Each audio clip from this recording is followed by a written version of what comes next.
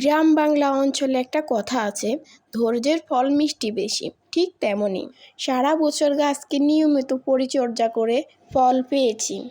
চলো গাইস, তাহলে তোমাদের সাথে আমার ইন্ট্রোটা দিয়ে ভিডিওটা শুরু করি। আসসালামু আলাইকুম, হ্যালো এভরিওয়ান, আমি তানজিনা মজুমদার। কেমন আছো সবাই? আশা করি আল্লাহর রহমতে সবাই ভালো আছো।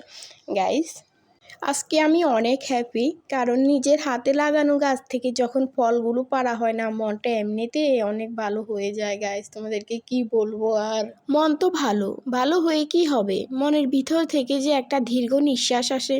তোমরা হয়তো বলতে পারো যে এত সুন্দর ফল পারছো, আবার এত দুঃখ কিসের, এত দীর্ঘ নিঃশ্বাস কিসের?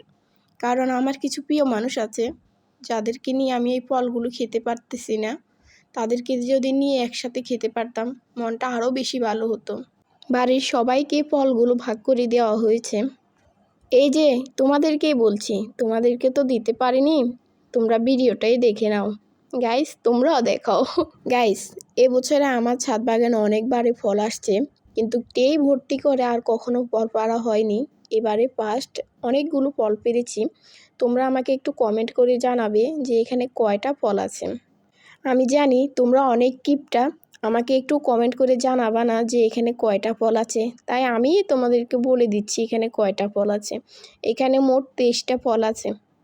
এত কিপটামি করে কি হবে? বাপ দাদার সম্পত্তি তো দিচ্ছ না, তাই না? একটা লাইক কমেন্টে তো।